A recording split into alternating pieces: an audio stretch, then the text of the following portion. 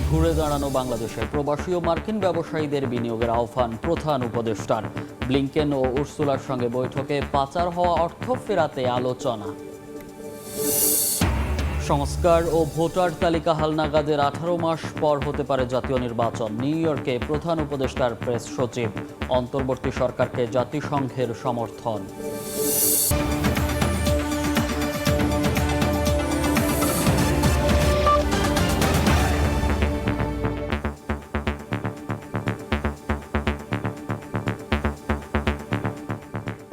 আন্তর্জাতিক সময়ের সঙ্গে আছি আমি মনির হোসেন।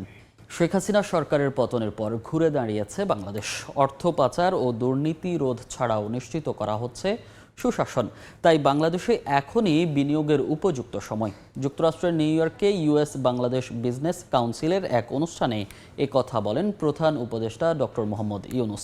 একই সঙ্গে তিনি প্রবাসী ও মার্কিন ব্যবসায়ীদের বাংলাদেশে বিনিয়োগের আহ্বান জানান। নিউ ইয়র্ক থেকে হাসানুজ্জামান সাকির রিপোর্ট। প্রবাসী বাংলাদেশি ও যুক্তরাষ্ট্রের ব্যবসায়ীদের মধ্যাহ্নভোজ সভা বৃহস্পতিবার জাতিসংঘ সাধারণ পরিষদের ৭৯তম অধিবেশনের ফাঁকে বিজনেস কাউন্সিল আয়োজিত এই অনুষ্ঠানে যোগ দেন অন্তর্বর্তী সরকারের প্রধান উপদেষ্টা ডক্টর মোহাম্মদ ইউনুস। এতে উঠে আসে বাংলাদেশের বর্তমান পরিস্থিতি। প্রবাসী ও বিদেশি ব্যবসায়ীদের উদ্দেশ্যে প্রধান উপদেষ্টা বলেন, শেখ হাসিনা সরকারের ১৫ বছরে দুর্নীতি, অর্থ পাচার ও সুশাসনের অভাবে বাংলাদেশে বিদেশি বিনিয়োগ আশানুরূপ হয়নি। জুলাই আগস্ট বিপ্লবের পর ২ মাসেরও কম সময়ে বাংলাদেশ সুশাসনে ফিরে এসেছে, ঘুরে দাঁড়িয়েছে। তাই এখনই বিনিয়োগের উপযুক্ত সময়। তিনি ব্যবসায়ীদের বাংলাদেশে বিনিয়োগের আহ্বান জানান। অনুষ্ঠান শেষে তার বক্তব্যের বিস্তারিত তুলে ধরেন প্রধান উপদেষ্টার প্রেস সচিব। গত সরকারের সময় অনেকে প্রফিট রিপ্যাট্রিয়েট করতে পারতো না, ইকোনমির অবস্থা এত খারাপ হয়ে গেছিল। তো এখন ইকোনমি আবার আমরা সুদৃঢ় জায়গায় নিয়ে বাংলাদেশে যাতে মানুষ ইনভেস্ট করতে আসে, বড় বড় কোম্পানিগুলো যদি ইনভেস্ট করতে আসে, সেই একটা ইনভেস্টের পরিবেশ আমরা তৈরি করব। স্যারের মেসেজটা এটা খুবই পাওয়ারফুল মেসেজ ছিল এবং সবাইকে বলেছেন বাংলাদেশকে আসেন, ইনভেস্ট করেন। অনুষ্ঠানে প্রধান উপদেষ্টা আরো বলেন, বাংলাদেশে বিনিয়োগ করলে বিদেশি কিংবা প্রবাসী কাউকে ঘুষ, দুর্নীতি সহ কোনো রকম বাধার সম্মুখীন হতে হবে না। গ্লোবাল যারা ইনভেস্টর, টপ ইনভেস্টরদেরকে স্যারের একটাই মেসেজ যে we are open for business. Bangladesh has returned. যে আমাদের দেশে আমরা করাপশন ট্যাকেল করব, বাংলাদেশের এফডিআই এর জন্য যতটুকু ভালো লেবার স্ট্যান্ডার্ড রাখা যায় সেই লেবার স্ট্যান্ডার্ড আমরা ইমপ্লিমেন্ট করব। শান্তিতে নোবেলজয়ী এই অর্থনীতিবিদ জানান, বাংলাদেশে মুদ্রাবাজার স্থিতিশীল হচ্ছে। ব্যাংক ও অন্যান্য আর্থিক প্রতিষ্ঠানের জবাবদিহিতা ও পর্যবেক্ষণ জোরদার করা হয়েছে। তিনি বলেন, রুগ্ন ব্যাংকগুলোর দেউলিয়া হওয়া থেকে রক্ষা ও এসব ব্যাংকের আমানতকারীদের আস্থা বাড়ানোর উদ্যোগ নেওয়া হয়েছে। এ সময় ব্যবসায়ীরা অন্তর্বর্তী সরকারের প্রধান ডক্টর ইউনুসকে অভিনন্দন জানান এবং বাংলাদেশে বিনিয়োগের আগ্রহ প্রকাশ করেন। প্রধান উপদেষ্টা জানান, বাংলাদেশে ১৫ থেকে ২৯ বছর বয়সী জনসংখ্যা প্রায় ৩.৫ কোটি, যা দেশের মোট শ্রমশক্তির ৩৭%। তারুণ্যের এই দক্ষতা এবং উদ্ভাবনী ক্ষমতা কাজে লাগাতে ব্যবসায়ীদের প্রতি আহ্বান জানান ডক্টর মোহাম্মদ ইউনুস। হাসানুজ্জামান সাকি, সময় সংবাদ, জাতিসংঘ সদর দপ্তর, নিউ ইয়র্ক। বাংলাদেশে সংস্কার ও ভোটার তালিকা হালনাগাদের 18 মাস পর জাতীয় নির্বাচনের ইঙ্গিত দিলেন প্রধান উপদেষ্টার প্রেস সচিব শফিকুল আলম। বৃহস্পতিবার নিউ ইয়র্কে সাংবাদিকদের তিনি একথা বলেন। এদিকে প্রধান উপদেষ্টার সঙ্গে সাক্ষাতে অন্তর্বর্তী সরকারের প্রতি সমর্থন জানান জাতিসংঘ মহাসচিব আন্তোনিও গুতেরেস। এদিন মার্কিন পররাষ্ট্রমন্ত্রী ইউরোপীয় কমিশন প্রেসিডেন্টের সঙ্গে পাচার হওয়া অর্থ ফেরানোর বিষয়ে আলোচনা করেন ডক্টর ইউনুস। এছাড়া তার সঙ্গে বৈঠক করেন আইসিসির প্রসিকিউটর। নিউ ইয়র্ক থেকে হাসানুজ্জামান সাকির আরও একটি রিপোর্ট। বৈষম্য বিরোধী ছাত্র আন্দোলন থেকে শেখ হাসিনা সরকারের পতনের এক দফা দাবি। আন্দোলনে আওয়ামী লীগ সরকারের আইন শৃঙ্খলা রক্ষাকারী বাহিনীর নির্বিচার গুলিতে মৃত্যু হয় শত শত মানুষের। এদের মধ্যে বেশিরভাগই শিক্ষার্থী। জুলাই আগস্টের ওই বিপ্লবের পর দায়িত্ব নেয় অন্তর্বর্তীকালীন সরকার। প্রধানের দায়িত্ব নেন ডক্টর মোহাম্মদ ইউনুস। জাতিসংঘ সাধারণ পরিষদের ৭৯তম অধিবেশনে এসে বৃহস্পতিবার মহাসচিব অ্যান্টোনিও গুতেরেসের সঙ্গে সৌজন্য সাক্ষাৎ করেন প্রধান উপদেষ্টা ডক্টর ইউনূস। এ সময় অন্তর্বর্তী সরকারের প্রতি পূর্ণ সমর্থনের কথা জানান জাতিসংঘ মহাসচিব। পরে প্রধান উপদেষ্টার প্রেস সচিব শফিকুল আলম সাংবাদিকদের বলেন, সরকার নতুন বাংলাদেশ পুনর্গঠনে সংস্কার কর্মসূচি নিয়েছে। নির্বাচন হতে পারে তা বাস্তবায়নের 18 মাস পর। সেনাপ্রধানের উনি একটা মতামত দিয়েছেন। আমাদের মনে হয় সেনাপ্রধানের মতামত আপনার রয়টার্সের রিপোর্টটা আপনারা পড়েন, ওই রিপোর্টটা পড়লে দেখবেন। হ্যাঁ, রয়টার্সের রিপোর্টে যেটা আছে আপনি যদি পুরো দেখেন যে রিফর্মের পরে আরও 18 মাস পরে ইলেকশন। এদিন সকালে প্রধান উপদেষ্টার সঙ্গে সৌজন্য সাক্ষাৎ করেন মার্কিন পররাষ্ট্রমন্ত্রী অ্যান্টনি ব্লিংকেন। এ সময় ডক্টর ইউনূসের সরকারের প্রতি যুক্তরাষ্ট্রের পূর্ণ সমর্থন ও সহযোগিতার কথা পুনর্ব্যক্ত করেন। ডক্টর ইউনূস বলেন, বিগত সরকারের সময় হাজার হাজার কোটি টাকা পাচার হয়েছে। এসব অর্থ ফিরিয়ে আনতে যুক্তরাষ্ট্রের সহযোগিতা চান তিনি। পরে ইউরোপিয়ান কমিশনের প্রেসিডেন্ট উর্সুলা ভন ডার লেয়েনের সাথে সৌজন্য সাক্ষাৎ করেন ডক্টর ইউনূস। বৈঠকে দুর্নীতি প্রতিরোধে সংস্থাটির অভিজ্ঞতা জানতে চান প্রধান উপদেষ্টা। এরপর প্রধান উপদেষ্টার সঙ্গে দেখা করেন আন্তর্জাতিক অপরাধ আদালতের প্রসিকিউটর করিম এ খান।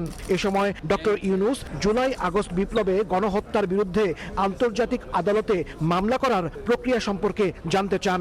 আইসিসির যিনি করিম খান, উনি জানিয়েছেন যে উনি বাংলাদেশে এই বছরের মধ্যে বাংলাদেশে সফর করবেন এবং at the same time July আগস্টে যেই হত্যাকাণ্ড হলো, যেই কার্নেজ হলো, সে বিষয়ে স্যার জিজ্ঞেস করেছেন যে এই ইস্যুতে কোনো ক্রাইমস এগেন্স্ট হিউম্যানিটির এরকম কোনো কেস ওইখানে কিভাবে করা যায় বা এটার প্রসিডিওরগুলো কি, সেই ব্যাপারে ওনার কাছে জানতে চেয়েছেন। এদিন জাতিসংঘের সাইডলাইনে 16টি ইভেন্টে অংশ নেন ডক্টর মোহাম্মদ ইউনূস। তার সঙ্গে দেখা করেন নেদারল্যান্ডসের প্রধানমন্ত্রী ডিক শুফ, মার্কিন সেনেটর ডিক ডারভিন, জাতিসংঘের উদ্বাস্তু বিষয়ক হাই কমিশনার, ILOর ডিরেক্টর জেনারেল ও UNDPর অ্যাডমিনিস্ট্রেটর। প্রধান উপদেষ্টা ডক্টর মোহাম্মদ ইউনূস যুক্তরাষ্ট্র সফরের শেষ দিনে শুক্রবার জাতিসংঘের ৭৯তম অধিবেশনে ভাষণ দেবেন।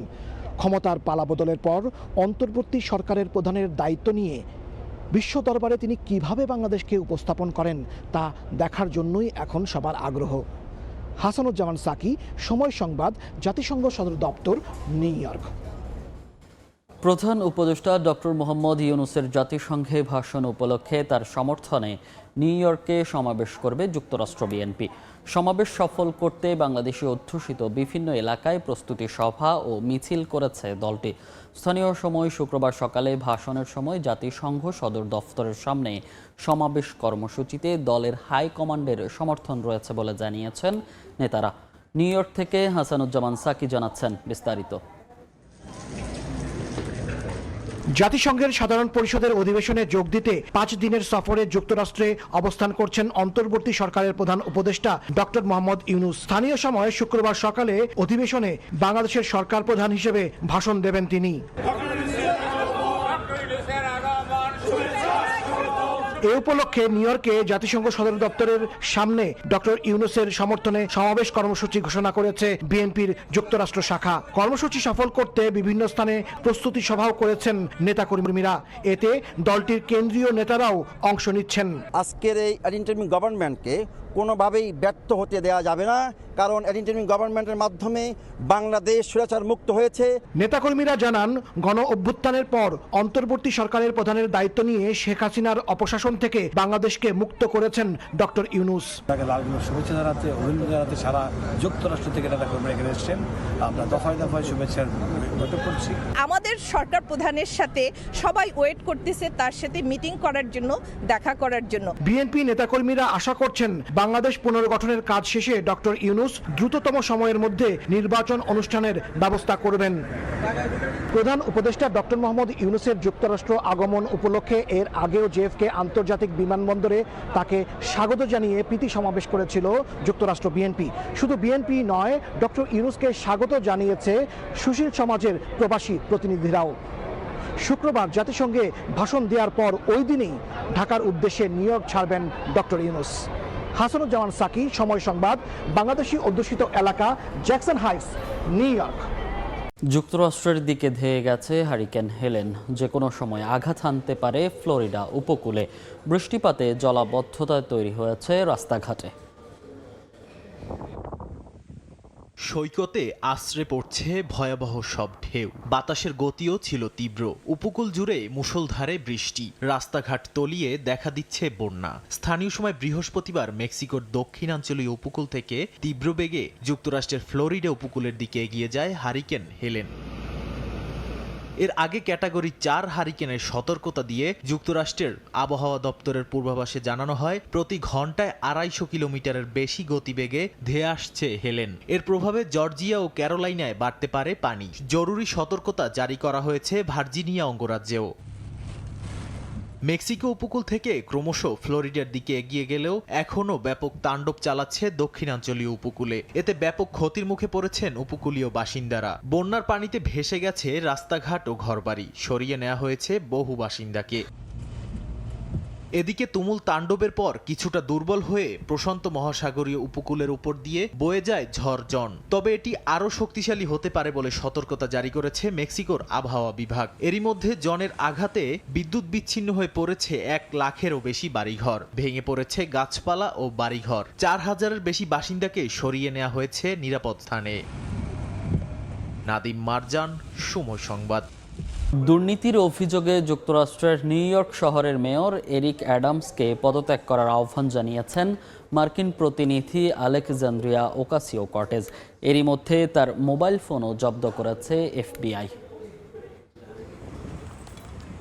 নিজের উপর আসা দুর্নীতির অভিযোগকে ভিত্তিহীন এবং মিথ্যা হিসেবে ব্যাখ্যা করেন যুক্তরাষ্ট্রের নিউ ইয়র্ক শহরের মেয়র এরিক অ্যাডামস। বেশ কয়েক মাস ধরেই চলছে তদন্ত, তবে তার বিরুদ্ধে ঠিক কী অভিযোগ রয়েছে তা এখনও প্রকাশ করেননি দেশটির আদালত। অভিযোগের বিবরণ প্রকাশের আগেই মেয়রের সরকারি বাসভবনে প্রবেশ করে তার মোবাইল ফোন জব্দ করেছে এফবিআই। তদন্ত চলাকালীন মেয়রের পদ থেকে অ্যাডামসকে অব্যাহতি নেওয়ার আহ্বান জানিয়েছেন মার্কিন কংগ্রেস প্রতিনিধি আলেকজান্দ্রিয়া ওকাসিও-কর্টেজ। সরকারের ঊর্ধ্বতন কর্মকর্তাদের দুর্নীতি মামলার পরিপ্রেক্ষিতে তিনি বলেন, নিউ ইয়র্কের স্বার্থে অ্যাডামসের পদত্যাগ করা উচিত। এদিকে মিথ্যা অভিযোগের জেরে কিছুতেই পদত্যাগ করবেন না বলে জানিয়েছেন অভিযুক্ত এই মেয়র। তার দাবি, একজন মেয়র হিসেবে তার যোগ্যতা নিয়ে যতই প্রশ্ন ওঠানোর চেষ্টা হোক না কেন, তিনি তার যোগ্যতা প্রমাণ করবেন। নিজের পদমর্যাদা অক্ষুণ্ণ রেখে তার বিরুদ্ধে আনা অভিযোগকে মিথ্যা প্রমাণ করতে লড়াই করে যাবেন তিনি। আমি জানতাম যে আমি যদি আপনাদের পক্ষে দাঁড়াই তবে আমি অনেকের লক্ষ্যে পরিণত হব, এবং তাই হলো। মাসের পর মাস ধরে গুজব ছড়িয়ে আমার যোগ্যতাকে প্রশ্নবিদ্ধ করা হচ্ছে। যথেষ্ট হয়েছে। আমি আমার শক্তির শেষ বিন্দু দিয়ে হলেও অন্যায়ের প্রতিবাদ করব, কারণ আমি জানি আমি দোষী নই। নিউ ইয়র্ক শহরের ইতিহাসে অ্যাডামসই প্রথম মেয়র যিনি দায়িত্বরত অবস্থায় ফৌজদারি মামলায় জড়িয়ে পড়েছেন। সাদিয়া তাসনিম, সময় সংবাদ। বাংলাদেশ থেকে ইলিশের প্রথম চালান প্রবেশ করেছে ভারতে। বেনাপোল পেট্রাপোল সীমান্ত দিয়ে 12 মেট্রিক টন ইলিশের চালান ঢুকেছে। আজ থেকে কলকাতা, শিলিগুড়ি সহ পশ্চিমবঙ্গের গুরুত্বপূর্ণ জেলাগুলোর বাজারে মিলছে বাংলাদেশের ইলিশ। বিস্তারিত জানাচ্ছেন সুব্রত আচার্য। পূজা উপলক্ষে 9 সেপ্টেম্বর বাংলাদেশের অন্তর্বর্তীকালীন সরকারের কাছে ইলিশ রপ্তানির আবেদন জানায় ভারতের ফিশ ইম্পোর্টার্স অ্যাসোসিয়েশন। এর পরিপ্রেক্ষিতে 21 সেপ্টেম্বর 3000 টন ইলিশ রপ্তানির প্রজ্ঞাপন জারি করে বাণিজ্য মন্ত্রণালয়। এর ঠিক 4 দিন পর বুধবার 49 জন রপ্তানিকারককে ইলিশ পাঠানোর নির্দেশ দেওয়া হয় সংশ্লিষ্ট মন্ত্রণালয় থেকে। বৃহস্পতিবার বাংলাদেশের জিআই পণ্য ইলিশের প্রথম চালান ঢোকে ভারতের পশ্চিমবঙ্গে। এদিন প্রায় 4টি ট্রাকে 12 মেট্রিক টন ইলিশ পৌঁছায় বলে জানান সংশ্লিষ্টরা। ঢাকার থেকে লোড হয়েছে, কেউ বরিশাল, কেউ পটুয়াখালী, কেউ খেউপাড়া। আমার গাড়িতে আছে 137 কার্টন মাল। আমরা তো প্রতি বছর এই অপেক্ষাটায় থাকি যে বাংলাদেশ থেকে পদ্মার মাছ আসবে। এগুলো বিভিন্ন মার্কেটে যাবে, কলকাতা যাবে, শিলিগুড়ি যাবে। ভারতের ফিশ ইম্পোর্টার অ্যাসোসিয়েশন জানায়, শুক্রবার সকালে হাওড়ার মাছ বাজার থেকে নিলামে তোলার মধ্য দিয়ে খুচরা বিক্রেতাদের কাছে ইলিশ বিক্রি শুরু হবে। শুক্রবার দুপুরের পর থেকেই কলকাতা সহ শহরতলির বাজারগুলোতে মিলবে এই ইলিশ। 2019 সাল থেকে দুর্গাপুজোর আগে প্রতি বছরই পূজার উপহারের মোড়কে বাণিজ্যিক চালান পাঠাতো বিগত আওয়ামী লীগ সরকার। তবে 5 আগস্টের পর অন্তর্বর্তীকালীন সরকারের মৎস্য উপদেষ্টা ভারতে ইলিশ না পাঠানোর সিদ্ধান্তের কথা জানালেও পরে বৃহত্তম স্বার্থে মত পাল্টায় সরকার। সুব্রত আচার্য, সময় সংবাদ, ভারত। ভারতের বাজারে পাওয়া যাচ্ছে বাংলাদেশের ইলিশ। এ বিষয়ে সবশেষ খবর জানাতে এই মুহূর্তে হাওড়ার বৃহত্তম মাছের বাজারে আছেন সহকর্মী সুব্রত আচার্য। সরাসরি যাচ্ছি তার কাছে।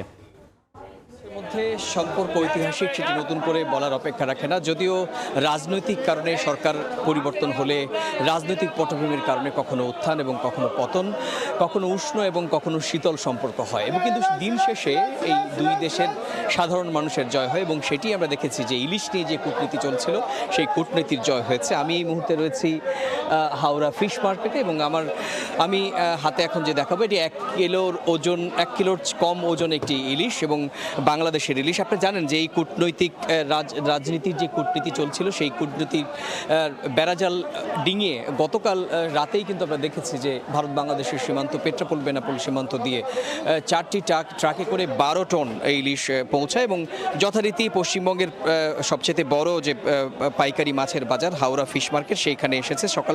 সকাল থেকেই খুচরো বিক্রেতাদের হাতে ইতিমধ্যে পৌঁছে গিয়েছে এই বাংলাদেশের রূপলি শস্য। আমরা যেটা জানতে পেরেছি এখনো পর্যন্ত সরকারিভাবে আমরা জানি ভারত বাংলাদেশের সীমান্ত পেট্রাপোল দিয়ে 12 টন ইলিশ এসেছে, এবং যদিও আজকে দিনভর ইলিশ আসবে। এখন সকাল থেকে যে ডাকের মাধ্যমে, নিলামের মাধ্যমে যে ইলিশ বিক্রি হয় সেই ইলিশ যে তথ্য সেটি হচ্ছে 1 কেজির ওজন, 1 কেজির বেশি ওজনের ইলিশ বিক্রি হচ্ছে স্থানীয় মূল্যে 1700, এবং 1 কেজির নিচে ইলিশ বিক্রি হচ্ছে 14 থেকে 1500 রুপিতে। অর্থাৎ বাংলাদেশি টাকায় যদি আমি এটাকে ডাইভার্ট করি তাহলে দেখা যাচ্ছে যে বাংলাদেশি টাকায় 1 কেজির বেশি ওজনের ইলিশের দাম পড়বে 2500 টাকা, এবং 1 কিলোর নিচে এই ইলিশের দাম পড়বে 2100 কিংবা 2000 টাকা। আপনি জানেন যে প্রতি কেজি $10 হিসেবে এই 49 জন রপ্তানিকারক এই মাছ রপ্তানির যে মাছ রপ্তানি করার যে তারা বরাত পেয়েছে, এবং সে কারণেই সকাল থেকে আমরা দেখেছি।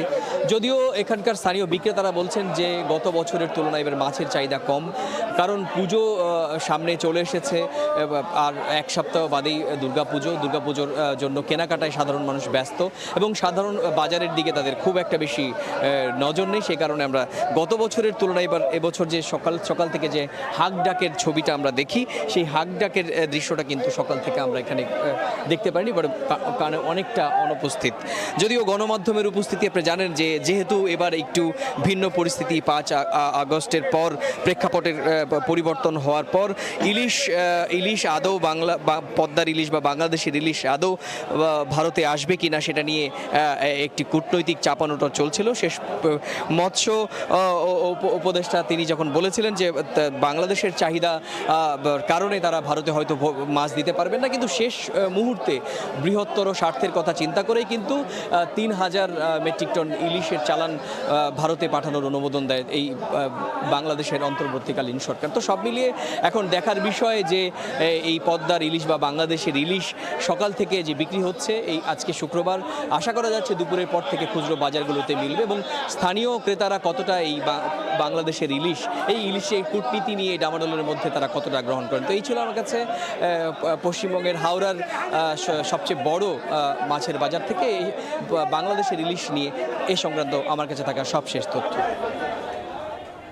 সরাসরি যুক্ত ছিলাম কলকাতার হাওড়া থেকে। আধুনিক প্রযুক্তি সম্পন্ন কৃত্রিম বুদ্ধিমত্তার স্বয়ংক্রিয় মনিটরিং ট্রাফিক AI ক্যামেরা চালু করেছে কুয়েত সরকার। সড়কে দুর্ঘটনা কমাতে এবং ট্রাফিক নিরাপত্তা উন্নত করতে এই পদক্ষেপ দেশটির। কুয়েত থেকে মঈন সুমনের রিপোর্ট। গাড়ি চালানোর সময় মোবাইল ফোন ব্যবহার করার কারণে যেমন অনেক দুর্ঘটনা ঘটে, সিট বেল্ট না পরার কারণেও হতাহতের সংখ্যা কম নয়। এসব দুর্ঘটনার সংখ্যা হ্রাস করতে এবং ট্রাফিক নিরাপত্তা উন্নত করতে আধুনিক প্রযুক্তি সম্পন্ন কৃত্রিম বুদ্ধিমত্তার স্বয়ংক্রিয় মনিটরিং ট্রাফিক ক্যামেরা ইনস্টল করা শুরু করেছে কুয়েত। AI প্রযুক্তি ব্যবহার করা আধুনিক প্রযুক্তি সম্পন্ন ক্যামেরার মাধ্যমে গাড়ি চালানোর সময় চালকরা মোবাইল ফোন ব্যবহার, সিট বেল্ট না পরা বা অপ্রাপ্ত বয়স্ক শিশুদের সামনের সিটে বসানো সহ ট্রাফিক আইন লঙ্ঘনগুলো শনাক্ত করা হবে। ক্যামেরাগুলো দিনে বা রাতে যে কোনো পরিস্থিতিতে যে কোনো সময় উচ্চ রেজলিউশন ছবি ধারণ করার ক্ষমতা রয়েছে। সাম্প্রতিক সময়ে ট্রাফিক প্রচার অভিযানে একটি পরিসংখ্যানে দেখা যায় গত 2 মাসে 50,000-এর বেশি ট্রাফিক লঙ্ঘনের মামলা রেকর্ড করার খবর প্রকাশিত করেছে দেশটির গণমাধ্যম। এই প্রযুক্তির বাস্তবায়নে সড়ক নিরাপত্তা বৃদ্ধি এবং সড়ক দুর্ঘটনায় প্রাণহানি হ্রাসের কাঙ্ক্ষিত ফলাফল অর্জনে উল্লেখযোগ্য অবদান রাখবে বলে মনে করছেন সংশ্লিষ্টরা। মঈন সুমন, সময় সংবাদ, কুয়েত। ভারতের রাজধানী নয়াদিল্লিতে মৌসুমের প্রথম যাত্রা করল রাজকীয় ট্রেন প্যালেস অন হুইল। রাজকীয় শোবার ঘর থেকে শুরু করে রেস্টুরেন্ট সবকিছু রয়েছে বিশেষ এই ট্রেনটিতে। রেল স্টেশনে থেমে আছে একটি নতুন ট্রেন। অন্দরমহলে রয়েছে রাজকীয় শোবার ঘর, রয়েছে পরিপাটি সোফা সহ বসার জায়গা, রেস্টুরেন্ট, কি নেই বিশেষ এই ট্রেনটিতে। ভেতরে ঢুকলে মনে হবে যেন ট্রেন নয়, 5 স্টার হোটেল এটি। ট্রেনটি এ মৌসুমের প্রথম যাত্রা শুরু করে বুধবার। গাঁদা ফুলের মালা দিয়ে সুসজ্জিত ট্রেনটি। বাদ্যযন্ত্র বাজিয়ে আনন্দের সঙ্গে ফুলের মালা দিয়ে বরণ করা হচ্ছে আগত দেশি বিদেশি অতিথিদের। ট্রেনের ভেতরে রয়েছে সুসজ্জিত কামরা। অনেকে আবার ব্যস্ত আকর্ষণীয় এই ট্রেনটিকে ক্যামেরাবন্দি করতে। ট্রেনটি দেখতে ভিড় করেন অনেকে। বিশেষ এই ট্রেনটি প্রথম চালু হয়েছিল 1982 সালে। প্যালেস অন হুইল শুধুমাত্র সেপ্টেম্বর থেকে এপ্রিল মাস পর্যন্ত নয়াদিল্লি থেকে পশ্চিম রাজস্থান রাজ্যে চলে। চমকপ্রদ এই ট্রেনটিতে 14টি বগি এবং 41টি ক্যাবিন রয়েছে। ট্রেনটির 80 জন যাত্রী ধারণ ক্ষমতা রয়েছে। ট্রেনের যাত্রীদের জন্য রয়েছে বিশেষ প্যাকেজ, যার মাধ্যমে তারা রাজস্থান রাজ্যের জয়পুর, উদয়পুর সহ বিভিন্ন স্থানে ঘুরতে পারবেন। ট্রেনের ভাড়া $830 থেকে শুরু করে সর্বোচ্চ $3,894। অর্জিতা শেজিন, সময় সংবাদ। আন্তর্জাতিক সময়ের শীর্ষ সংবাদ জানিয়ে দিচ্ছি আরেকবার। ঘুরে দাঁড়ানো বাংলাদেশে প্রবাসী ও মার্কিন ব্যবসায়ীদের বিনিয়োগের আহ্বান প্রধান উপদেষ্টার। ব্লিংকেন ও উর্সুলার সঙ্গে বৈঠকে পাচার হওয়া অর্থ ফেরাতে আলোচনা। সংস্কার ও ভোটার তালিকা হালনাগাদের 18 মাস পর হতে পারে জাতীয় নির্বাচন। নিউ ইয়র্কে প্রধান উপদেষ্টার প্রেস সচিব। অন্তর্বর্তী সরকারকে জাতিসংঘের সমর্থন। এই ছিল আন্তর্জাতিক সময়। সঙ্গে থাকুন সময়ের।